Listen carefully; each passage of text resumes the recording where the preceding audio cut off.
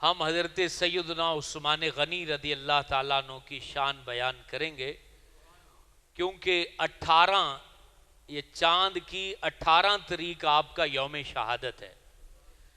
سیرت النبی کورس وہ الحمدللہ چل رہا ہے، جس کی 7 کلاسیں ہو چکی ہیں، 8ویں کلاس اگلے جمعے انشاءاللہ ہوگی۔ چونکہ حضرت سیدنا عثمان غنی رضی اللہ تعالیٰ عنہ یہ وہ ہستی ہیں کہ انہوں نے دین کے لیے بڑی قربانیاں پیش کی ہیں۔ ہماری نسل کو اور ہمیں پتہ ہونا چاہیے کہ اللہ تعالیٰ نے حضرت سیدنا عثمان غنی رضی اللہ تعالیٰ عنہ کو کیا مقام عطا فرمایا۔ حضرت سیدنا عثمان غنی رضی اللہ تعالیٰ عنہ یہ عام الفیل یعنی جس سال ہاتھیوں کے لشکر کے اوپر رب تعالیٰ نے ابابیل کے ذریعے عذاب بھیجا، اس سال کے 6 سال بعد حضرت عثمان غنی پیدا ہوئے ہیں۔ حضرت سیدنا عثمان غنی رضی اللہ تعالی عنہ آپ 5ویں پشت میں نبی پاک کے خاندان سے مل جاتے ہیں۔ آپ کتنویں پشت میں؟ 5ویں پشت میں، یہ ہمیں پتا ہو۔ 5ویں پشت وہاں نبی پاک کے جو دادکے ہیں، ددیال ہیں، ان میں ایک نام آتا ہے عبد مناف۔ کیا نام ہے؟ عبد مناف۔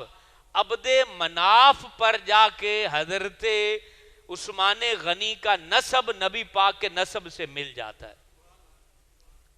حضرت عثمان غنی کی جو نانی ہے اس کا نام ہے حضرت بیدہ، ان کی کنیت ہے ام حکیم۔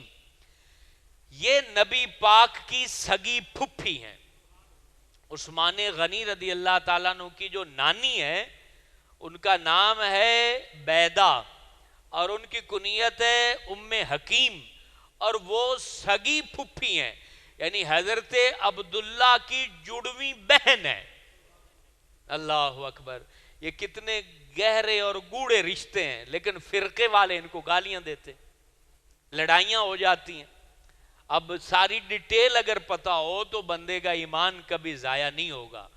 یعنی 5ویں پشت ددیال کی طرف سے نبی پاک کے ساتھ مل گئی حضرت عثمان غنی کی، اور نانی جو ہے وہ نبی پاک کی پھپھی ہیں، حضرت عبداللہ کی سگی بہن ہے، حضرت عبد المطلب کی جو ہے وہ سگی بیٹی ہیں، اور اس طرح حضرت عثمان غنی نبی پاک کے بھانجے بھی ہوئے۔ یعنی حضرت عثمان غنی کی جو ماں ہیں وہ نبی پاک کی پھپھی ذات بہن ہے۔ پھپھی ذات بہن ہوئی تو مطلب بہن کے بیٹے ہوئے حضرت عثمان غنی، تو یہ بھانجے بھی ہیں نبی پاک علیہ السلام کے۔ تو یہ ان کا سلسلہ نسب ہے جو ہمیں پتا ہونا چاہیے کہ حضرت عثمان غنی کون ہے۔ ان کی عمر جب نبی پاک نے اعلان نبوت کیا تھا تو حضرت عثمان غنی کی عمر 34 سال تھی۔ کتنی عمر تھی؟ 34 سال تھی حضرت عثمان غنی کی عمر، اور یہ بیلی تھے حضرت ابو بکر صدیق کے۔ یعنی حضرت ابو بکر صدیق مسلمان ہو گئے تو اب یہ بیلی تھے، اب یہ رات میں بیٹھتے تھے تو گپ شپ لگتی تھی، تو حضرت ابو بکر صدیق ان کو بتاتے تھے کہ یار جو حضرت محمد ہیں وہ ہمارے رسول ہیں، نبی ہیں، یہ قرآن ہے، یوں یوں وہ ساری باتیں۔ تو حضرت عثمان غنی، بڑی پیاری بات ہے، حضرت عثمان غنی کلمہ پڑھنے سے پہلے بھی کبھی شراب نہیں پی۔ حضرت عثمان غنی نے کلمہ پڑھنے سے پہلے بھی کبھی شراب نہیں پی، کبھی چوری نہیں کی، اور سب سے حیرت والی بات حضرت عثمان غنی نے پوری زندگی میں کبھی جھوٹ نہیں بولا۔ اللہ اکبر! کتنا بڑا انعام ہے، پوری زندگی میں کبھی بھی۔ ان کی عمر پتہ ہے کتنی؟ 82 سال عمر ہوئی۔ 82 سال عمر میں کبھی بھی حضرت عثمان غنی نے جھوٹ نہیں بولا۔ تو یہ فطرتاً پاک تھے، زنا کے قریب کبھی نہیں گئے، اور بتوں کو پوچھتے نہیں تھے۔ یہ کلمہ پڑھنے سے پہلے کی حالت ہے۔ اور جب یہ چیزیں حضرت ابو بکر صدیق سے سنی تو وہ چونکہ ان کی فطرت میں بھی یہ چیزیں تھیں تو وہ زیادہ قریب ہو گئے، مائل ہو گئے۔ یہ ہمیشہ کی بات ہے، جو بندہ برا ہوتا ہے نا، اس کو برا بندہ نظر آئے تو جلدی بیلی بنا لیتے، اور اچھا بندے کے اندر فطرت ہو اور اسے اچھا بندہ نظر آ جائے تو وہ اس کو جلدی بیلی بنا لیتا ہے. بندہ اپنی فطرت کے پیچھے دوڑتا ہے. تو حضرت عثمان غنی چونکہ زنا کبھی نہیں کیا, شراب کبھی نہیں پی, بتوں کے آگے سجدہ کبھی نہیں کیا, اور یہ ساری چیزیں نبی پاک کے دین میں انہیں نظر آئیں کہ یہ تو فطرت کے مطابق ہیں. تو حضرت عثمان غنی ابو بکر صدیق کی بات چیت سے متاثر ہوئے, اور حضرت ابو بکر صدیق نے پھر کہا اگر دل تمہارا مائل ہوا ہے تو پھر چلیں, تمہاری ملاقات نبی پاک سے کراتے ہیں. تو نبی پاک علیہ الصلوۃ والسلام کی طرف جب یہ گئے, حضور جہاں بیٹھے ہوئے تھے وہاں حضرت عثمان غنی جب سامنے آئے نا, تو نبی پاک نے کہا عثمان کیا وقت نہیں آیا کہ تو جنت خرید لے؟ اللہ, کہ وقت نہیں آیا کہ تو جنت خریدے. کہتے ہیں کہ حضور میں آپ کو مان چکا ہوں, مجھے کلمہ پڑھائیں اور مسلمان کر لیں. تو یہ حضرت عثمان غنی مسلمان ہو گئے. 30-32 لوگ اس وقت مسلمان تھے. یہ مسلمان ہوئے تو ان کے والد کا نام ہے عفان, ان کے بھائی کا نام ہے حکم. عفان بن آس اور حکم بن آس یہ بھائی ہیں. تو چچا, والد تو فوت ہو چکے تھے, تو چچا حکم بن آس جو تھا نا, انہوں نے عثمان غنی رضی اللہ تعالیٰ عنہ کو باندھ دیا. اور باندھا کیسے؟ چٹائی میں لپیٹ کے اوپر رسے سے باندھ دیا, ہاتھ پیر اس کے اندر جکڑ گئے, اور پھر منہ کی طرف دھواں چھوڑ دیتا تھا اور کہتا تھا کہ یہ کلمہ جو تو نے پڑھا ہے یہ چھوڑ دے, ورنہ تو ایسے مر جائے گا, نہ روٹی ملے گی نہ تجھے کچھ اور حاصل ہوگا.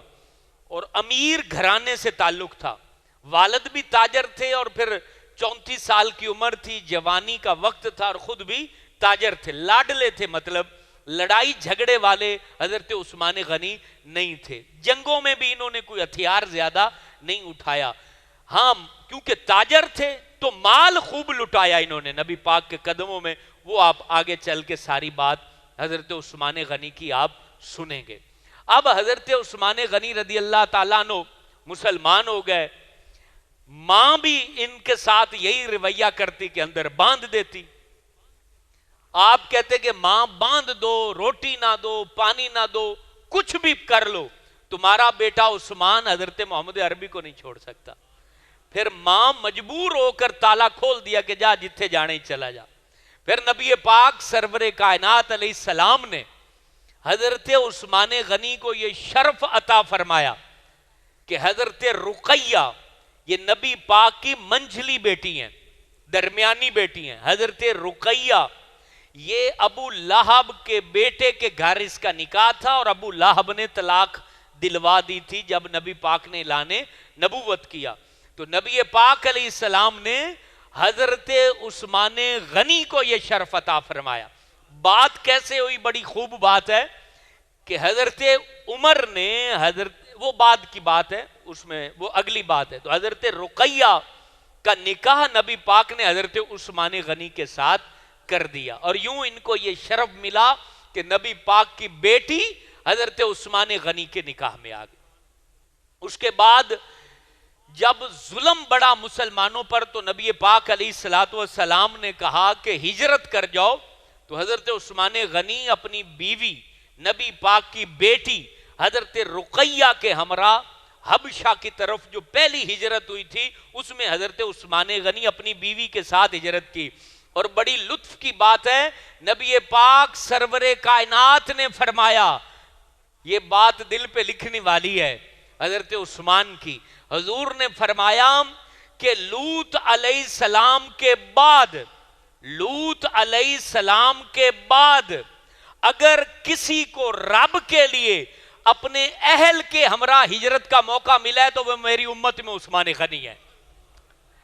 نبی پاک کی امت میں پہلا شخص جس نے اپنی بیوی کے ہمراہ رب کی راہ میں ہجرت کی وہ امیر المومنین خلیفۃ المسلمین حضرت عثمان غنی کی ذات ہے. حضرت لوط علیہ السلام کے, کتنی بڑی بات ہے. حضرت لوط نے پہلے ہجرت کی تھی نا وہاں سے, جب انہوں نے تنگ کیا تھا تو اللہ نے کہا اہل کے ساتھ ہجرت کر جاؤ سوائے ایک بیوی کے کہ وہ کافروں کے ساتھ ملی ہوئی ہے. اور پھر ان پہ عذاب آئے گا. اس کے بعد کسی بھی شخص نے اہل کے ہمراہ جو ہجرت کی ہے وہ ہمارے پیارے عثمان غنی رضی اللہ تعالی عنہ ہیں جن کا ہم ذکر خیر کر رہے ہیں. تو حضرت عثمان غنی نے پہلی ہجرت حبشہ میں اپنی بیوی کے ہمراہ سفر کیا. اب یہ پہلے بھی آپ کو بات بتائی تھی کہ وہاں کافروں نے افواہ پھیلا دی تھی کہ پیچھے حالات ٹھیک ہو گئے, مکے والے مسلمان ہو گئے, واپس آ جاؤ. تو یہ تمام صحابہ جو ہجرت کر چکے تھے یہ واپس آئے, لیکن وہ ساری غلط فہمی تھی. تو دوبارہ مسلمانوں نے دوسری ہجرت حبشہ کی, اس میں حضرت عثمان غنی واپس نہیں گئے, مکہ میں ہی رہے. وہاں سے پھر مدینے کا جب سفر ہوا تو مدینے آپ اپنی زوجہ حضرت رقیہ کے ہمراہ جو ہیں وہ مدینے ہجرت کر کے آئے. اب جب حضرت عثمان غنی رضی اللہ تعالیٰ عنہ مدینہ پاک آئے, باتیں سمجھ آ رہی نا بھائی, یہ ہمارے بزرگ ہیں اور ان کے بارے میں ہمیں سارا پتہ ہونا چاہیے اور اصل میں اسی طرح علم پہنچانا چاہیے. ہمارے ہاں جو روٹین خطبہ کی بن چکی ہے وہ آگے میں ایک بڑی عام بات آپ کو عثمان غنی کے حوالے سے بتاؤں گا, بلکہ یہی بتا دیتا ہوں. حضرت عثمان غنی نے جو نبی پاک کی حدیثیں بیان کی ہیں نا, جو کتابوں میں لکھی ہیں, وہ پتہ کتنی ہیں؟ صرف 146 حدیثیں. 146. اب رہ نبی پاک کے ساتھ ہیں. تو کسی نے پوچھا کہ آپ حدیثیں بہت کم بیان کرتے ہیں, تو کہا مجھے ڈر لگتا ہے کہ کہیں میں لفظ وہ نہ بول دوں جو حضور نے نہ بولا ہو. یہ حضرت عثمان غنی نے کہا ہے کہ مجھے ڈر لگتا ہے کہ میرا فلاں صحابی جو حضور کا ہے اس کا حافظہ مضبوط ہے, وہ یہ بات وہ بیان کر دے, میں نہ کروں کہ کہیں مجھ سے لفظ زیادہ نہ نکل جائے. اور آج نقیب اور خطیب اور نعت خواہ انی پائی ہوئی, جس کے منہ میں جو آتا ہے صرف سبحان اللہ کہلانے کے لیے اس کو حضور کی حدیث کر کے بیان کر دیتے. نبی نے فرمایا ہے وہ کتاب میں ہوتا ہی نہیں ہے جو یہ بیان کر دیتے.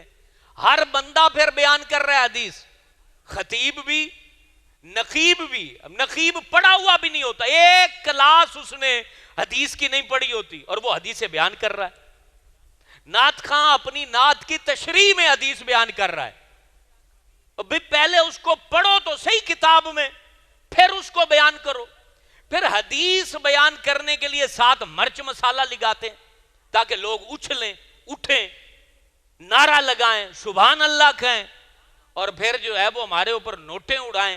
پھر جا کے ہماری تقریر پوری ہوگی الامان والحفیظ. اور حضرت عثمان غنی فرما رہے ہیں میں حدیث زیادہ بیان اس لیے نہیں کرتا کہ میں یہ سمجھتا ہوں کہ دوسرے صحابہ زیادہ ذہین ہیں, انہوں نے حضور کی حدیث کو ٹھیک یاد کر لیا ہوگا تو وہ آگے لوگوں کو بتا دیں. میں اس لیے نہیں بتاتا, مجھے ڈر لگتا ہے کہ حدیث میں اضافہ نہ ہو جائے. یہ اندازہ لگائیں. اور آج کے حالات آپ کے سامنے, یہ فرقے کیوں بڑھیں؟ اس لیے کہ حدیثیں لوگوں نے اپنی من گھڑت بنا لی اور اس کو آگے پہنچا دیا, فرقے بنتے گئے, ٹولیاں بنتی گئیں, اور پھر حدیث کا معنی اپنی مرضی سے بیان کرنا شروع کر دیا. کسی نے اپنا مطلب لے لیا, کسی نے اپنا مطلب لے لیا, اس سے دین بٹ گیا, بٹوارا ہو گیا. تو اگر حدیث نبی پاک کی ٹھیک ٹھیک بیان کی جائے اور آرام سے بیان کی جائے, جس سے لوگوں کے دل کے اوپر وہ بات نقش ہو جائے اور لوگ اس کو ٹھیک سمجھ لیں, تو پھر ظاہر سی بات ہے کوئی فتنہ نہیں, کوئی فساد نہیں. تو حضرت عثمان غنی رضی اللہ تعالیٰ عنہ جب مدینے پہنچے, اپنی بیوی نبی کی بیٹی حضرت رقیہ بنت سیدنا محمد صلی اللہ علیہ وسلم, تو آپ ٹھہرے کہاں؟ حضرت اوس بن ثابت کے گھر میں آپ نے قیام فرمایا. اوس بن ثابت اس صحابی کے ساتھ نبی پاک نے حضرت عثمان غنی کو بھائی بنایا اور ان کے گھر میں رہے.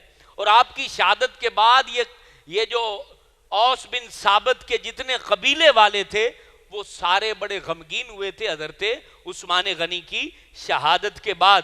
یہی وجہ ہے کہ حضرت اوس بن ثابت کے جو عزیز ہیں حضرت حسان بن ثابت جو نبی پاک کے نعت خواں بھی ہیں, انہوں نے مرثیہ لکھا تھا ان کی شہادت پر, اشعار لکھے تھے ان کی شان میں, اور ان کی شہادت کے بعد پھر حضرت حسان بن ثابت کبھی مسکرائے نہیں تھے اتنے دل برداشتہ ہو گئے. اب مدینے جب یہ پہنچے، اوس بن ثابت کے بھائی بنے، ان کے گھر میں رہنے لگے. اس کے بعد کیا کیا حالات پیش آئے وہ آپ سنتے جائیے، اور حضرت عثمان غنی کی سیرت کے فیض سے اپنی زندگیوں کو منور کرتے جائیے. حضرت سیدنا عثمان غنی جب یہاں مدینے پہنچ گئے، سارے لوگ مدینے آ گئے. اب مدینے میں جو پانی تھا ارد گرد وہ سارا خالی تھا، اور صرف ایک کنواں تھا، بیر روما. بیر روما کنواں جو مدینے کی حدود میں آتا ہے، اس کنویں کے متعلق یہ تھا کہ وہ یہودیوں کا کنواں تھا، یہودی مالک تھا، اور مسلمانوں کو وہ پانی بھرنے نہیں دیتا تھا. بھرنے دیتا تھا تو مہنگا دیتا تھا. نبی پاک جان رحمت نے اعلان فرمایا، کون ہے جو اس کنویں کو مسلمانوں کے لیے وقف کرے اور مجھ سے جنت لے لے؟ حضرت عثمان غنی. یہ ہیں وعدے. اب مجھے یہ بتائیں میرے دوستو، ایک بڑی پیاری اور میٹھی سی بات ہے. حضرت عثمان غنی کو جب کہا گیا یا مسلمانوں کو کہا گیا یہ چیز لے لو اور جنت لے لو، تو جنت ان کو نظر آ رہی تھی؟ جنت کا کوئی باغ، جنت کا کوئی پرمٹ، کوئی چیز نظر آ رہی تھی؟ کچھ نہیں.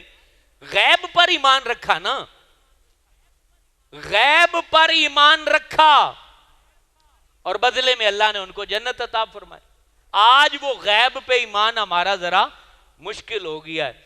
آج ہمارے بیلی کہتے ہیں جی یہ مسیت دا چندہ ہوندہ پیا تے سپیکریاں کان کھان دیاں. میں کہا سبحان اللہ، گانیاں نال کان نہیں تو آڈے کھویندے دے. جو مدرسے کے لیے، مسجد کے لیے اگر چندہ اس میں اعلان ہو رہا ہے تو وہ کانوں میں درد ہوتی ہے. موبائل میں تم سپیکر لگا کے اس کے جناب وہ ٹک ٹاک کے گانے سنتے ہو، تمہارے گھر میں گانے چلتے ہیں، تمہارا بیٹا اتنا اونچی آواز میں گانا چلاتا ہے تو کان میں کوئی درد نہیں. سپیکر جی بند کرو گانا. یہ جو نام ہمارے کان دکھتے ہیں. کچھ خوف خدا ہونا چاہیے اور کچھ اللہ تعالیٰ کے متعلق حیا ہونی چاہیے. یہ مسجدوں کو حکومتیں گرانٹیں نہیں دیتی، یہ مسجدیں روپیے سے بنتی ہیں. اور پتہ ہے آپ کو کہ اس مسجد کی شان آپ کی کہاں تک پہنچتی. آج کی بات آپ کو بتا رہا ہوں. میں جب لاہور گاڑی میں بیٹھا، میں نے کہا جی بونگا یاد وہ بڑی مسجد کے پاس اتار دینا. یہ ڈرائیور کے الفاظ بتا رہا ہوں. اور ڈرائیور کہتا ہے کہ وہ مسجد جو مسجد نمرا کی طرح لگتی ہے. اونچا کہنا سبحان اللہ. یار وہ نہ ہمارا دادا، نہ نانا، نہ چاچا، نہ ماما، ایک ڈرائیور ہے. یہ اس کے الفاظ ہیں، میں ممبر پہ بیٹھ کے بتا رہا ہوں آج کے. وہ کہتا ہے یار وہ مسجد جو نمرا مسجد کی طرح لگتی ہے کہ رات کو جب روشنی ہوتی تو لگتا ہے کہ جیسے ہم میدان عرفات کی طرف جا رہے ہیں. یار اینی اللہ پاک نے عزت بونگے والوں کو عطا کر دی. چلو خیر ہے، وہ آپ نہیں ہیں، دو چار بندے تو ہوتے ہی ہیں، ان کی ٹینشن نہیں. لیکن ایک بات آپ کو بتا رہا ہوں کہ یہ جو ہماری طبیعتیں ہیں یہ ٹھیک نہیں ہیں، ان کی اصلاح ضروری ہے. اور اسی اصلاح کے مقصد سے کوئی بات پہنچتی ہے تو میں آپ تک پہنچا دیتا ہوں، ادروائز کوئی ناراضگی کی بات نہیں ہے.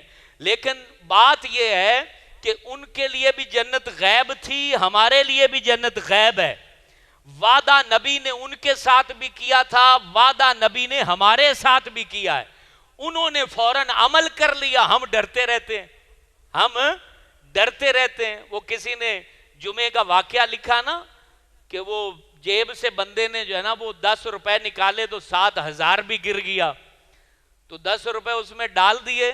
1000 پچھلے نمازی نے کہا کہ یار یہ 1000 روپیہ، تو اس نے کہا ماشاءاللہ، وہ بھی ٹوپی میں ڈال دیا. اس نے کہا دھیان سے یہ تمہارا ہی تھا. تو پریشان ہو گیا کہ 1000 میرا تھا تو میں نے کیوں ٹوپی میں ڈال دیا. تو بعض دفعہ بندہ جیب میں ہاتھ ڈالتا ہے نا تو جمعے سے پہلے دیکھ کے آتا ہے ایدے دا آلین تے ایدے 1000 آلین، غلطی نال 1000 آلے ہاتھ نہ چلا جائے. 1000 دے بدلے 10,000 کا جو وعدہ ہے وہ کہیں میرے کھاتے میں پورا نہ ہو جائے. اللہ کی راہ میں دینے والوں کو میں نے محتاج نہیں دیکھا، میں نے برباد ہوتا نہیں دیکھا، تباہ ہوتا نہیں دیکھا. حضرت عثمان غنی نے دیا تو آج بھی سعودی عرب کے اکاؤنٹ میں حضرت عثمان غنی کا اکاؤنٹ آج بھی موجود ہے. جو ان کا باغ تھا اور باغ کا آج بھی فنڈ وقف ہے اور وہ سارا کھاتا بنا ہوا ہے حضرت عثمان غنی کے نام کا. اور ان کا پیسہ آج بھی اللہ کی راہ میں چل رہا ہے. ہم گھبرا جاتے ہیں کہ یار پتہ نہیں دے دیا تو کی بنے گا, کچھ بھی نہیں بنے گا. اسی کھا کے مرے تو ساڈے پتر بھی کھا کے ہی مرن گے, اسی گھارے چ بیٹھے تو ساڈے بچے بھی انشاءاللہ گھارے چ بیٹھن گے, کوئی نہیں مرے گا, کوئی نہیں بھوکا مرے گا. خدا دی قسم رب دی راہ چ دین والا آباد ہویا ہے اور آباد ہوندا ہی رہے گا. تو حضرت عثمان غنی کو جب یہ نبی پاک کے الفاظ پہنچے کہ کون ہے جو اس کنویں کو خریدے اور خریدنے کے بعد وہ جو ہے جنت لے لے, تو یہودی کے پاس چلے گئے, کوئی کسی سے مشورہ نہیں لیا, وہاں یہودی کے پاس چلے گئے, کہا کہ سودا کر لو. یہودی شیطان ہوتا ہے, کہتا ہے کہ بھئی پورا نہیں بیچوں گا, آدھا کنواں بیچتا ہوں, آدھا کنواں جو ہے وہ آپ خرید لیں اور اس کے پیسے دے دے. کہا کتنے لینے؟ بولا 12,000 درہم. 12,000 اس وقت کا 12,000, 1400 سال پہلے کا 12,000. آج جیڑا بندہ 12 روپیے مسیح نہیں دینا, وہ اگر عثمان غنی کی بات کرے کہ وہ یوں اور وہ یوں, تو پھر جو ہے وہ جوتوں کے لائق ہے کہ نہیں ہے. 12,000 دیا کنواں اور آدھا خرید لیا. کہاں بھی بٹوارا کیسے ہوگا؟ یہودی کہتا ہے کہ ایک دن آپ کا ایک دن میرا. تو حضرت عثمان غنی نے کہا ٹھیک ہے. اس کی شیطانیت یہ تھی کہ ایک دن اس کا ہے, دوسرے دن بیچ لیا کروں گا پانی, تو ڈبل منافع. تو مدینے میں حضرت سیدنا عثمان غنی نے اعلان کر دیا کہ یہ کنواں راہ للہ وقف کر دیا ہے, یہ دن میری باری کا ہے, جتنا کسی نے پانی بھرنا ہے بھر لو. تو وہ لوگ کیا کرتے, برتن گھر کے سارے لے جاتے, 2 دن کا پانی سٹاک کر لیتے. یہودی والے دن کوئی جاتے ہی نہیں تھا کنویں پر. انہیں کہا بھی یہ تک کھاتا چوڑ ہو گیا. تو وہ حضرت عثمان کو بلایا اور کہا کہ بقیہ بھی خرید لو کہ میرا تو کاروبار ہی ٹھپ ہو گیا. تو کہا کہ بقیہ کتنے پیسے لینے؟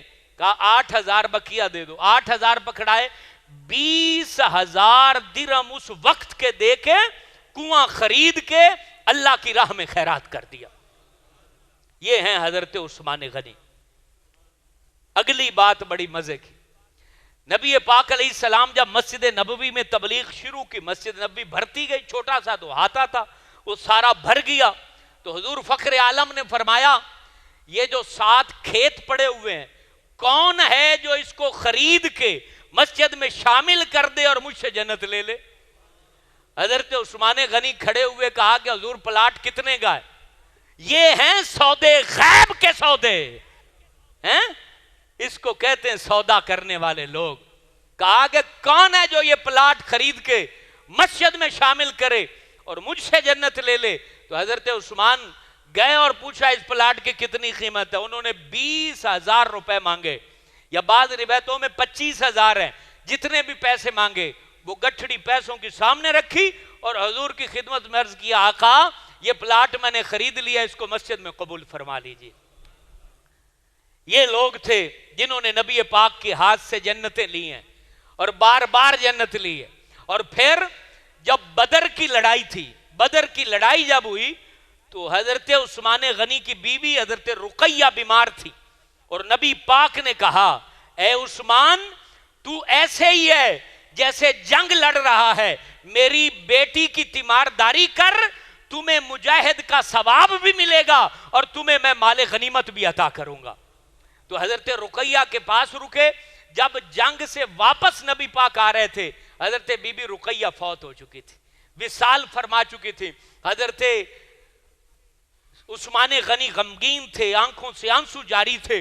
تو نبی پاک علیہ السلام نے فرمایا تھا اے عثمان سن لے, جنت میں ہر نبی کا کوئی نہ کوئی رفیق ہوتا ہے اور میرا جنت میں رفیق تو عثمان ہے. اللہ اکبر. اور پھر مدینہ پاک میں یہ بدر کی لڑائی ہو چکی تھی. خوش قسمتی کے نظارے دیکھیے, حضرت عمر حضرت عثمان کے پاس آئے, کہتے کہ میری بیٹی حفصہ کے ساتھ شادی کر لو. یہ لوگ کتنے اچھے تھے. حضرت عمر نے حضرت عثمان سے کہا میری بیٹی حفصہ سے شادی کر لو. تو حضرت عثمان غنی نے کہا نہیں میں شادی نہیں کرتا. اب حضرت عمر نبی پاک کے پاس گئے, رنجیدہ تھے, غصہ تھا, جلالی بزرگ تھے کہ میں نے بیٹی کا رشتہ کہا ہے تو شادی سے انکار کر دیا ہے. تو نبی پاک مسکرائے اور حضور نے فرمایا کیا عمر تو اس بات پہ خوش نہیں ہے کہ عثمان کو تم سے بہتر سسر مل جائے اور تمہیں عثمان سے بہتر جو ہے داماد مل جائے؟ اللہ اکبر. حضور نے فرمایا کیا تو راضی نہیں ہے کہ حضرت عثمان کو تجھ سے بہتر سسر مل جائے اور تمہیں عثمان سے بہتر داماد مل جائے؟ حیران ہو گئے, کہا کہ حضور یہ تو بڑی بات ہوگی. تو نبی پاک نے کہا تمہاری بیٹی حضرت حفصہ کے ساتھ میں نکاح کرتا ہوں اور اپنی بیٹی ام کلثوم کا نکاح حضرت عثمان سے کرتا ہوں. تو حضرت ام کلثوم کا نکاح وہ حضرت عثمان غنی رضی اللہ تعالیٰ عنہ کے ساتھ ہوا.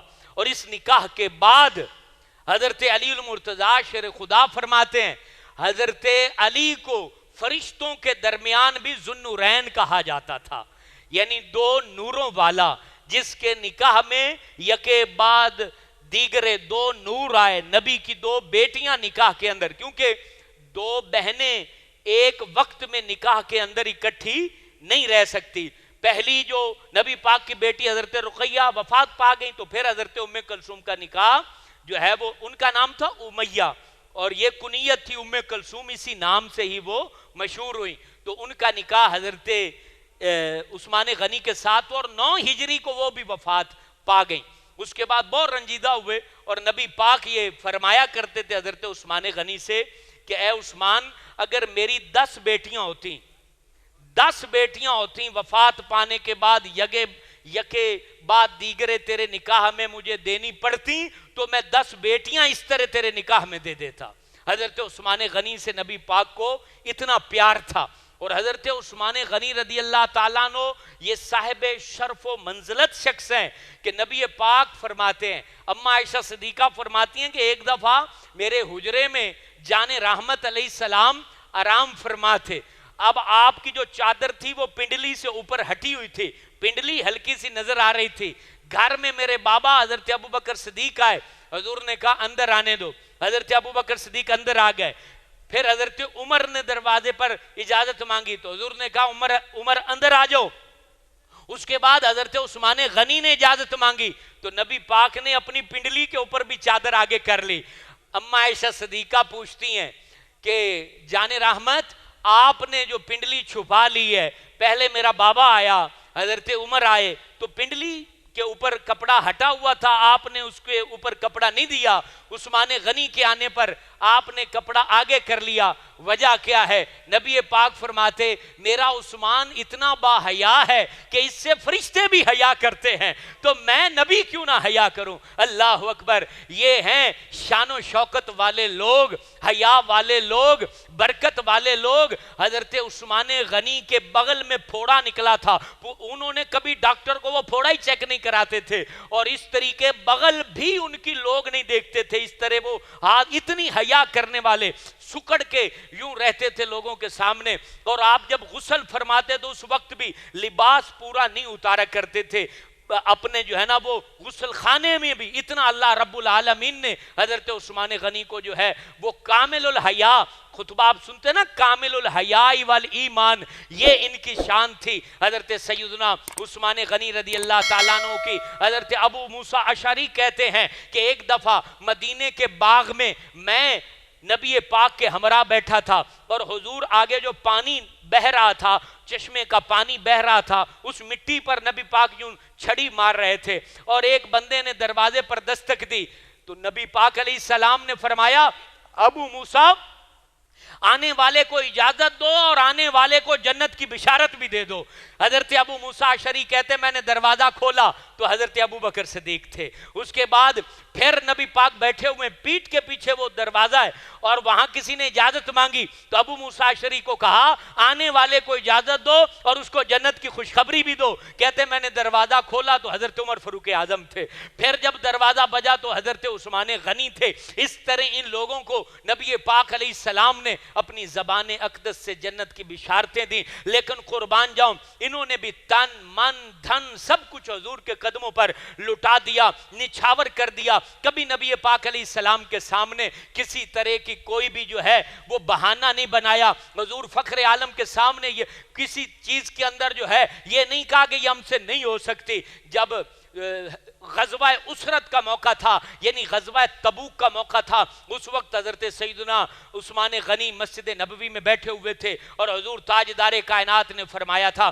کون ہے جو اللہ کی راہ میں خیرات کرے گا؟ تو حضرت عثمان غنی نے کھڑے ہو کر کہا تھا حضور میں 100 جانور جو ہے بما ساز و سامان آپ کے قدموں میں پیش کرتا ہوں. پھر حضور نے جب ترغیب دلائی تو کہا میں 200 جانور بما ساز و سامان پیش کرتا ہوں. پھر حضور نے جب ترغیب دلائی تو حضرت عثمان کھڑے ہوئے کہا 300 جانور بما ساز و سامان پیش کرتا ہوں. 600 جانوروں کا ٹوٹل فگر آپ نے اعلان کیا. لیکن جب پیش کرنے کا وقت آیا, رائے خدا میں جن کو یقین ہوتا ہے, جن کو پتا ہوتا ہے اللہ کی راہ میں دینے کا بدل ضرور ملتا ہے, رب کی راہ میں لگانے کا بدل ضرور ملتا ہے, ان کی نیتیں ایسی ہوتی ہیں, ان کا انداز ایسا ہوتا ہے, ان کا عمل ایسا ہوتا ہے. حضرت عثمان غنی جب نبی پاک کے پاس آئے تو 950 اونٹ لے کر حضور کے پاس پیش ہو گئے, 50 گھوڑے لے کر حضور کے پاس پیش ہو گئے, 1000 اشرفیاں اور بعض روایتوں میں ہے 10,000 اشرفیاں لے کر حضور کے پاس پیش ہو گئے.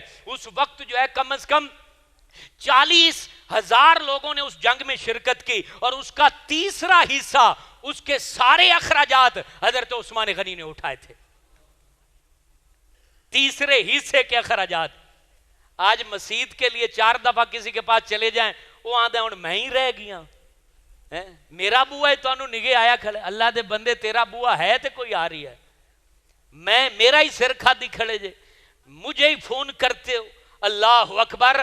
یاد رکھنا جس کے دروازے کو رائے خدا کے لیے بجایا جائے تو وہ قسمت والا دروازہ ہے کہ اس کی طرف اللہ نے بندے کو بھیجا ہے, اور جس کے دروازے پر رب بندوں کو بھیجتا ہے تو رب کو پتا ہے میں بھیج رہا ہوں تو اس دروازے کو کنگال نہیں کرنا.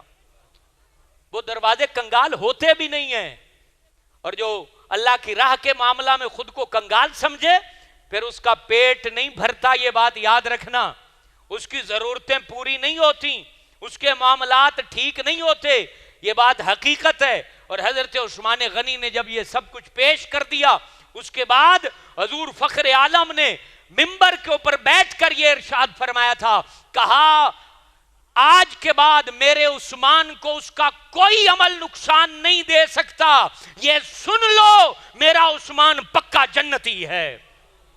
یہ نبی پاک نے کہا تھا کہ آج کے بعد میرے عثمان کو کوئی بھی عمل اس کا نقصان نہیں دے سکتا, یہ پکا جنتی ہے. نبی پاک علیہ السلام نے ان کو جنت کی ڈگری عطا فرمائی, لیکن انہوں نے بھی اپنی طرف سے جو محنت کی, جو مشقت کی, جو حضور فخر عالم کے ساتھ وفا شیاری سے کام لیا وہ تاریخ میں رقم کیا جاتا ہے. اس کے بعد نبی پاک کے وصال مبارک کے بعد حضرت ابو بکر صدیق کا دور خلافت آیا, تقریباً 2.5 سال وہ گزرا. پھر حضرت عمر فاروق اعظم کا دور خلافت آیا, تقریباً 10-11 سال وہ گزرا, اور 24 سن ہجری کو یا 23 سن ہجری کو حضرت عمر کی وفات کے بعد حضرت عمر نے 6 بندوں کی مشاورت بنائی تھی, حضرت علی, حضرت عثمان, حضرت طلحہ, حضرت سعد, حضرت عبد الرحمن اور حضرت زبیر. یہ 6 بندے تھے. انہوں نے کہا تھا کہ تم مشورہ کر کے میری وفات کے 3 دن کے اندر اندر خلیفہ مقرر کر لینا. جب ان کو دفنا دیا گیا حضرت عمر فاروق اعظم کو, تو پھر 3 بندوں نے 3 بندوں کا نام دیا. حضرت علی کا نام دیا گیا, حضرت عثمان کا نام دیا گیا, اور حضرت عبد الرحمن بن عوف کا نام دیا گیا. حضرت عبد الرحمن بن عوف انہوں نے کہا میں خلافت کی ذمہ داریوں سے ہاتھ اٹھاتا ہوں. پھر مدینے کے سارے لوگوں کو اکٹھا کیا گیا. منبر کے قریب حضرت علی بھی موجود تھے اور حضرت عثمان بھی موجود تھے. عبد الرحمن بن عوف نے حضرت عثمان کا ہاتھ اٹھایا کہ یہ بزرگ ہیں اور ان کے ہاتھ پر ہم بیعت کرتے ہیں. پھر حضرت علی نے بیعت کی. پہلے حضرت عبد الرحمن بن عوف نے حضرت عثمان کی بیعت کی, اور پھر حضرت علی المرتضیٰ نے جیسے ہی ہاتھ میں ہاتھ دیا تو تمام لوگ ٹوٹ پڑے, کیونکہ بزرگ حضرت علی تھے. اب جب نبی پاک کے داماد رسول نے ہاتھ حضرت عثمان کے ہاتھ میں دیا تو تمام لوگ جو ہے نا انہوں نے حضرت عثمان غنی کے ہاتھ پر بیعت کر لی. اس کے بعد آپ نے خلافت کا باغ دور سنبھالی. غور طلب بات سنیے گا حضرت عثمان غنی کے حوالے سے. حضرت عثمان غنی جب خلیفہ بنے پورے عرب میں سب سے زیادہ گھوڑے حضرت عثمان غنی کے تھے, سب سے زیادہ اونٹ حضرت عثمان غنی کے تھے. اور جب خلیفہ بنے تو آپ کے پاس صرف 2 اونٹ تھے جو حج کے لیے رکھے ہوئے تھے. سارا کچھ رائے خدا میں خیرات کر دیا.